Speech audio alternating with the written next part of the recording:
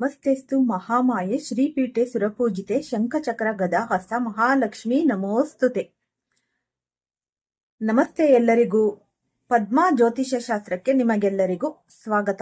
ಇವತ್ತಿನ ಈ ಒಂದು ವೃಷಭ ರಾಶಿಯವರ ಬಗ್ಗೆ ಏನೆಲ್ಲ ಶುಭ ಫಲಗಳು ಇವೆ ಅನ್ನೋದು ನಾವು ಇವಾಗ ನೋಡ್ತಾ ಹೋಗೋಣ.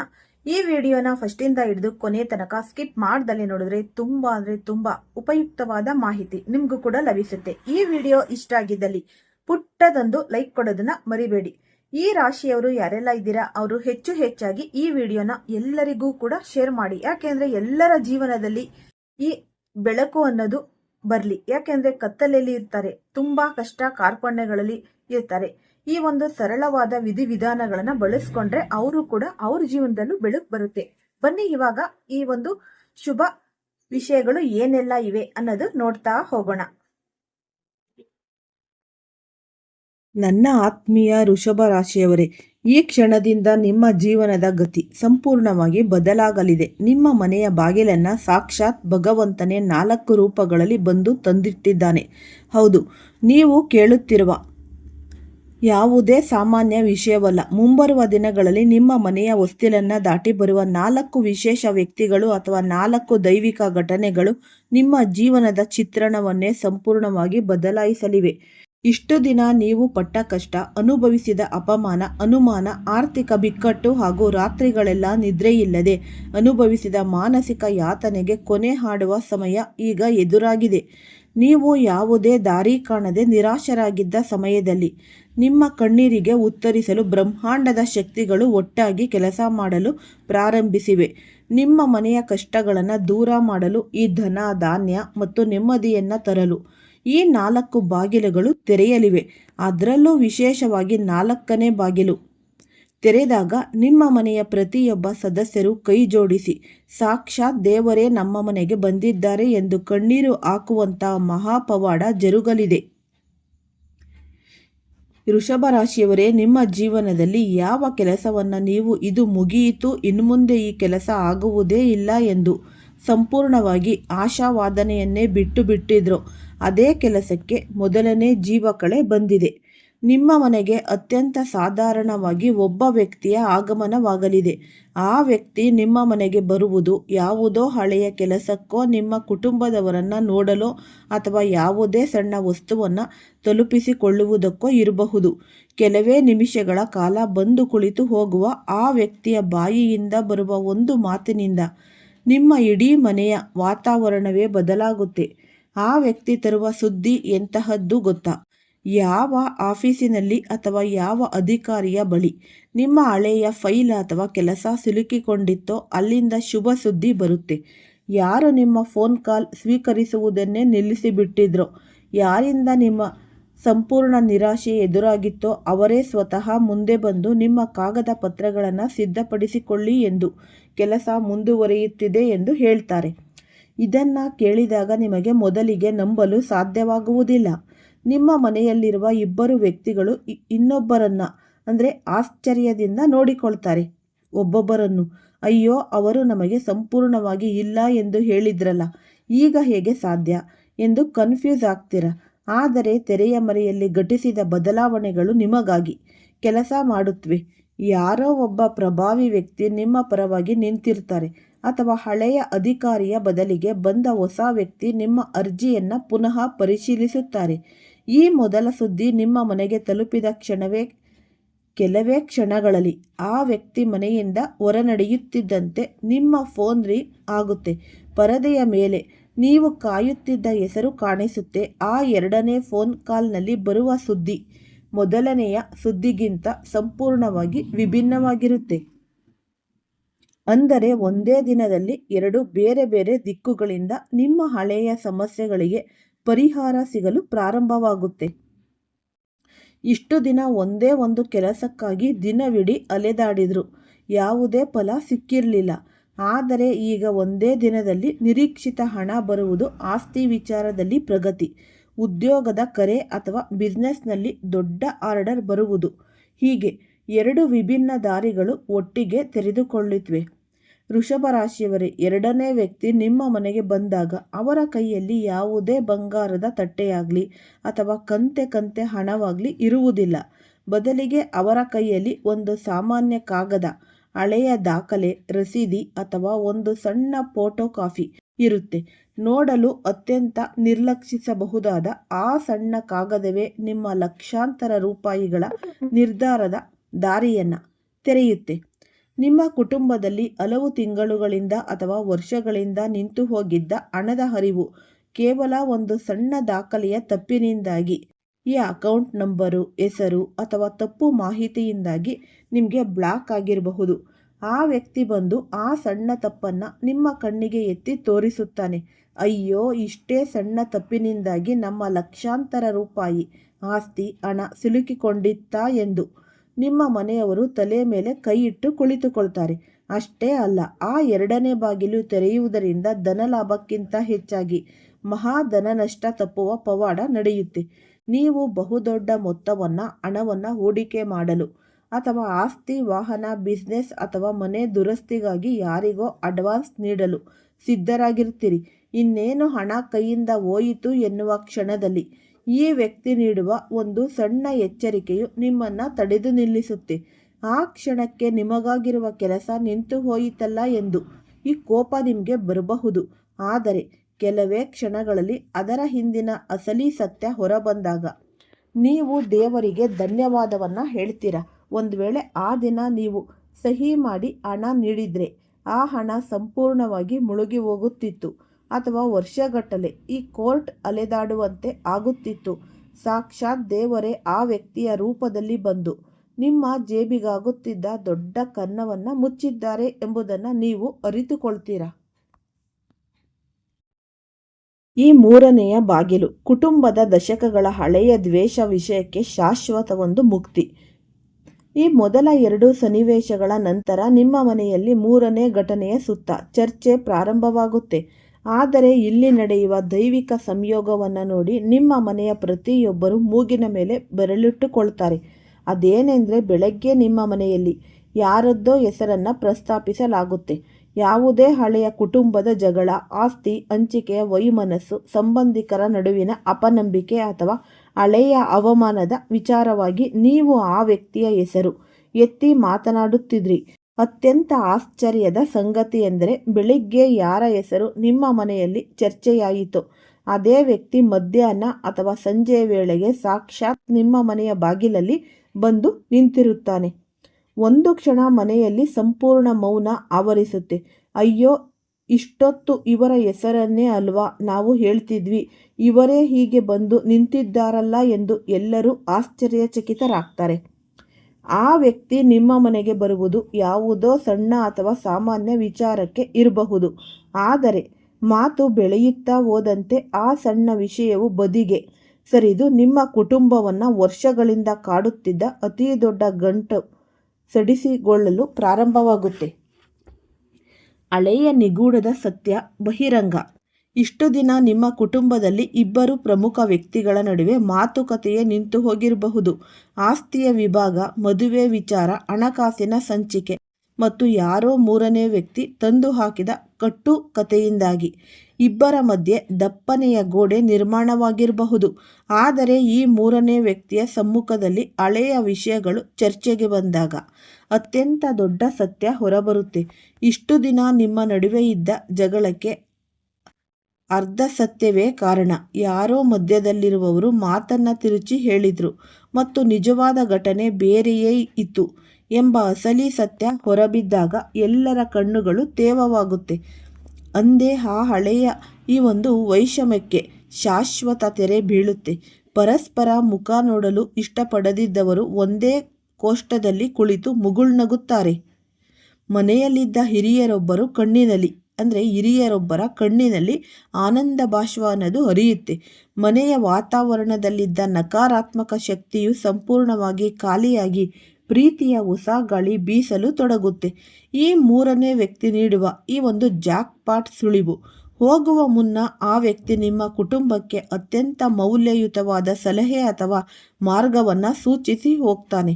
ಯಾವುದೋ ಹೊಸ ಉದ್ಯೋಗದ ಅವಕಾಶ, ಹೂಡಿಕೆಯ ಜಾಗ ಅಥವಾ ಹೊಸ ಪರಿಚಯಸ್ಥರ ಬಗ್ಗೆ ಮಾಹಿತಿಯನ್ನು ನೀಡುತ್ತಾನೆ. ನೀವು ಅದನ್ನು ಆರಂಭದಲ್ಲಿ ಸಾಧಾರಣ ಸಲಹೆ ಎಂದು ಭಾವಿಸಿರಬಹುದು, ಆದರೆ ಆ ದಾರಿಯಲ್ಲಿ ನೀವು ಹೆಜ್ಜೆ ಇಟ್ಟಾಗ ಘಟನೆಗಳು ರಾಕೆಟ್ ವೇಗದಲ್ಲಿ ಬದಲಾಗುತ್ತೆ. ನೀವು ಒಂದೇ ಒಂದು ಕೆಲಸಕ್ಕಾಗಿ ಹೋಗುತ್ತೀರಿ, ಆದರೆ ಹಿಂತಿರುಗುವಾಗ 3 ದೊಡ್ಡ ಲಾಭಗಳನ್ನು, ಈ ಹೊಸ ಸಂಪರ್ಕ, ಹೊಸ ಆದಾಯದ ಮಾರ್ಗ ಮತ್ತು ಭವಿಷ್ಯವನ್ನು ಬದಲಾಯಿಸುವ ಮಹತ್ವದ ಒಂದು ಮಾಹಿತಿ ಪಡೆದುಕೊಂಡು ಬರುತ್ತೀರಾ. ಇದೇ ಸಮಯದಲ್ಲಿ ನಿಮ್ಮ ಮನೆಯಲ್ಲಿ ಮತ್ತೊಂದು ಮಹಾ ಚಮತ್ಕಾರ ಅನ್ನೋದು ನಡೆಯುತ್ತೆ. ಇಷ್ಟು ದಿನ ನಿಮ್ಮ ಮನೆಯಲ್ಲಿ ಯಾರು ಗಂಭೀರವಾಗಿ ಪರಿಗಣಿಸಿರಲಿಲ್ವೋ, ನಿಮ್ಮ ಮನೆಯ ಹಿರಿಯ ಮಗ ಅಥವಾ ಮಗಳು, ಸೊಸೆ ಅಥವಾ ಯುವ ಸದಸ್ಯ, ಆ ವ್ಯಕ್ತಿ ಒಂದು ಅದ್ಭುತವಾದ ಉಪಾಯವನ್ನು ನೀಡುತ್ತಾರೆ. ಹಿರಿಯರು ತಿಂಗಳುಗಟ್ಟಲೆ ತಲೆಬಿಸಿ ಮಾಡಿಕೊಂಡಿದ್ದ ಸಮಸ್ಯೆಗೆ ಆ ಸಣ್ಣ ಕಿರಿಯ ಸದಸ್ಯ ಕೇವಲ ಒಂದೇ ಸಾಲಿನಲ್ಲಿ ಅಂತಿಮ ಪರಿಹಾರ ಕಂಡುಕೊಳ್ತಾನೆ. ಇದರ ಜೊತೆಗೆ ಮನೆಯ ಮಹಿಳೆಯೊಬ್ಬರ ಭಾಗ್ಯೋದಯವಾಗುತ್ತೆ. ಅವರ ಮಾತಿನಿಂದ ಅಥವಾ ಅವರ ಹೊಸ ಪ್ರಯತ್ನದಿಂದ ಇಡೀ ಕುಟುಂಬಕ್ಕೆ ಹೊಸ ಆದಾಯದ ಬಾಗಿಲು ತೆರೆಯುತ್ತೆ. ಈ 4ನೇ ಅಂದರೆ ಬ್ರಹ್ಮಾಂಡದ ಅಂತಿಮ ಸ್ಫೋಟ ಮತ್ತು ಭಾಗ್ಯದ ಪೂರ್ಣಾವತಾರ ಈಗ ಬರುತ್ತೆ. ಅತ್ಯಂತ ಪ್ರಮುಖ ಹಾಗೂ ಮಹತ್ತರವಾದ 4ನೇ ಈ ಒಂದು ಭಾಗ್ಯದ ಬಾಗಿಲು. 4ನೇ ವ್ಯಕ್ತಿ ನಿಮ್ಮ ಮನೆಗೆ ಮೊದಲ ಬಾರಿಗೆ ಬಂದಾಗ ಈತನೇ ತಮ್ಮ ಭಾಗ್ಯವನ್ನು ಬದಲಾಯಿಸಲು ಬಂದ ದೇವದೂತ ಎಂದು ನಿಮಗೆ ಗುರುತಿಸಲು ಸಹ ಸಾಧ್ಯವಾಗುವುದಿಲ್ಲ. ಅತ್ಯಂತ ಸಾಮಾನ್ಯ ಉಡುಪಿನಲ್ಲಿ, ಯಾವುದೇ ದೊಡ್ಡ ಹಂಗಾಮ ಇಲ್ಲದೆ ಆತ ಬಂದು ಹೋಗಬಹುದು. ಆದರೆ ಬ್ರಹ್ಮಾಂಡದ ನಿಯಮವೇನೆಂದರೆ, ಭಾಗ್ಯ ಒಮ್ಮೆ ಬಾಗಿಲು ತಟ್ಟಿ ಹೋದರೆ 2ನೇ ಬಾರಿ ಅದು ನಿಮ್ಮನ್ನು ಬಿಟ್ಟು ಎಲ್ಲೂ ಹೋಗುವುದಿಲ್ಲ. ಅದೇ ವ್ಯಕ್ತಿ 2ನೇ ಬಾರಿ ನಿಮ್ಮ ಎದುರು ಬಂದಾಗ ಖಾಲಿ ಕೈಯಲ್ಲಿ ಬರುವುದಿಲ್ಲ. ಅವರ ಜೊತೆಯಲ್ಲಿ ಬೃಹತ್ ಆಫರ್, ಸರ್ಕಾರಿ ಅಥವಾ ಕಾನೂನುಬದ್ಧ ದಾಖಲೆ ಅಥವಾ ನಿಮ್ಮ ಬದುಕನ್ನೇ ತಿರುಗಿಸುವ ಬೃಹತ್ ಪ್ರಸ್ತಾವನೆ ಇರುತ್ತೆ. ಇಲ್ಲಿ ಹಣವು ಕೇವಲ ಒಂದೇ ದಾರಿಯಿಂದ ಬರುವುದಿಲ್ಲ, 4 ದಿಕ್ಕುಗಳಿಂದ ಹರಿದು ಬರುತ್ತೆ. ಅಂದರೆ ಮೊದಲನೆಯ ದಿಕ್ಕು, ಹಳೆ ಅಂಟಿಕೊಂಡಿದ್ದ ಬರಬೇಕಾಗಿದ್ದ ಹಣ ಸಂಪೂರ್ಣವಾಗಿ ವಾಪಸ್ ಬರೋದು. 2ನೆಯ ದಿಕ್ಕು ಅಂದರೆ ಅನಗತ್ಯವಾಗಿ ಆಗುತ್ತಿದ್ದ ಬೃಹತ್ ವೆಚ್ಚಗಳು ಹಾಗೂ ದಂಡಗಳು ತಕ್ಷಣವೇ ನಿಲ್ಲುತ್ತೆ. ಈ 3ನೆಯ ದಿಕ್ಕು, ಮನೆಯಲ್ಲಿ ಮೂಲೆಯಲ್ಲಿ ಬಿದ್ದಿದ್ದ ಹಳೆಯ ವಸ್ತುವೋ, ಜಾಗವೋ ಅಥವಾ ಕೌಶಲ್ಯವೋ ದಿಢೀರನೆ ಬಂಗಾರದ ಮೌಲ್ಯವನ್ನು ಪಡೆಯುತ್ತೆ. ಈ 4ನೆಯ ದಿಕ್ಕು, ಕುಟುಂಬದ ಸದಸ್ಯರೊಂದಿಗೆ ಕಾಯಂ ಮತ್ತು ಗೌರವಯುತವಾದ ಆದಾಯ ತರುವ ಹೊಸ ಜವಾಬ್ದಾರಿ ಅನ್ನೋದು ಸಿಗುತ್ತೆ. ಅಪಮಾನಿಸಿದವರ ಎದುರಲ್ಲೇ ಸಿಗುವ ಮಹಾನ್ ಸನ್ಮಾನ. ಯಾವ ಆಫೀಸ್, ಸಂಸ್ಥೆ ಅಥವಾ ಸಂಬಂಧಿಕರ ಮನೆಯಲ್ಲಿ ನಿಮ್ಮನ್ನು ಕೀಳಾಗಿ ನೋಡಿ ಕುಳಿತುಕೊಳ್ಳಲು ಸೀಟು ಕೂಡ ನೀಡದೆ ಹೊರಹಾಕಿದಲಾಗಿದೆಯೋ, ಅದೇ ಜಾಗದಿಂದ ನಿಮಗೆ ಗೌರವಪೂರ್ವಕ ಆಹ್ವಾನ ಬರುತ್ತೆ. ಯಾರು ನಿಮ್ಮ ಕರೆಗಳನ್ನು ನಿರೀಕ್ಷಿಸಿದ್ರೋ ಅವರೇ ನಿಮಗೆ ದಿನಕ್ಕೆ 10 ಬಾರಿ ಫೋನ್ ಮಾಡಿ, ದಯವಿಟ್ಟು ನಮಗೆ ನಿಮ್ಮ ಸಹಾಯ ಬೇಕು, ಯಾವಾಗ ಬರುತ್ತೀರಿ ಎಂದು ಬೇಡಿಕೊಳ್ತಾರೆ.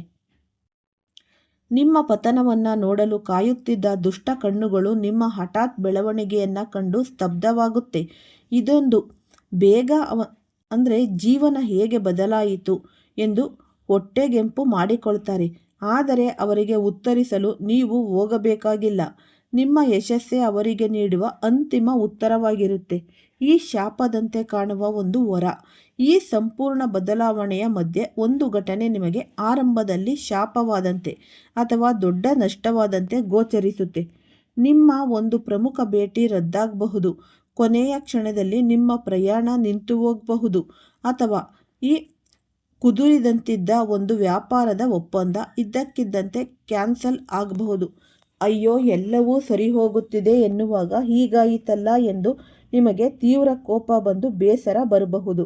ಆದರೆ ನೆನಪಿಡಿ, ಸಾಕ್ಷಾತ್ ಭಗವಂತನೇ ನಿಮಗೆ ಆ ಹಾದಿಯನ್ನು ಮುಚ್ಚಿರುತ್ತಾನೆ. ಏಕೆಂದರೆ ಆ ದಾರಿಯ ಕೊನೆಯಲ್ಲಿ ಬಹುದೊಡ್ಡ ಪ್ರಪಾತ ಅಥವಾ ಅನಾಹುತ ಅಡಗಿರುತ್ತೆ. ಆ ಕೆಲಸ ನಿಂತು ಹೋದ ಕೆಲವೇ ದಿನಗಳಲ್ಲಿ ಅದಕ್ಕಿಂತ 10 ಪಟ್ಟು ಶ್ರೇಷ್ಠವಾದ ಮತ್ತು ಸುರಕ್ಷಿತವಾದ ಅವಕಾಶ ನಿಮ್ಮ ಕೈ ಸೇರುತ್ತೆ. ಆಗ ನೀವು ಕೈ ಜೋಡಿಸಿ, ದೇವರೇ, ಆ ಕೆಲಸ ಅಂದು ನಿಂತು ಹೋಗಿದ್ದೇ ಒಳ್ಳೆಯದಾಯ್ತಪ್ಪ ಎಂದು ನೀವು ಉದ್ಗರಿಸುತ್ತೀರಿ. ಮನೆಯಲ್ಲಿ ಇಷ್ಟು ದಿನ ಬಳಕೆಯಾಗದೆ ಬೀಜ ಹಾಕಿ ಬಿತ್ತಿದ್ದ ಯಾವುದೋ ಒಂದು ಮೂಲೆ ಅಥವಾ ಕೋಣೆ ಇದ್ದಕ್ಕಿದ್ದಂತೆ ಚಟುವಟಿಕೆಯ ಕೇಂದ್ರವಾಗುತ್ತೆ. ಅಲ್ಲಿಂದ ಒಂದು ಹೊಸ ಬಿಸ್ನೆಸ್, ಆನ್ಲೈನ್ ಕೆಲಸ ಅಥವಾ ಸೃಜನಶೀಲ ಕೆಲಸಗಳು ಪ್ರಾರಂಭವಾಗಿ ಮುಂದೆ ಅದೇ ಕೋಣೆಯನ್ನು ನಿಮ್ಮ ಕುಟುಂಬದವರು ಅದೃಷ್ಟದ ಕೋಣೆ ಎಂದು ಕರೆಯಲು ಪ್ರಾರಂಭಿಸುತ್ತಾರೆ. ಈ 4ನೇ ಬಾಗಿಲು ತೆರೆದ ನಂತರ ನಿಮ್ಮ ಮನೆಯಲ್ಲಿ ಶುಭ ಕಾರ್ಯದ ತಯಾರಿಗಳು ಜೋರಾಗಿ ನಡೆಯುತ್ತೆ. ನಿರಂತರ ಚಿಂತೆ, ಖರ್ಚಿನ ಭಯ ಹಾಗೂ ಸಾಲದ ಸುಳಿಯಲ್ಲಿದ್ದ ಅದೇ ಮನೆಯಲ್ಲಿ ಸಿಹಿ ತಿಂಡಿಗಳು, ಹೊಸ ಬಟ್ಟೆಗಳು, ಪೂಜೆ ಪುನಸ್ಕಾರಗಳು ಹಾಗೂ ದೂರದ ಪ್ರಯಾಣದ ಯೋಜನೆಗಳು ಆರಂಭವಾಗುತ್ತೆ.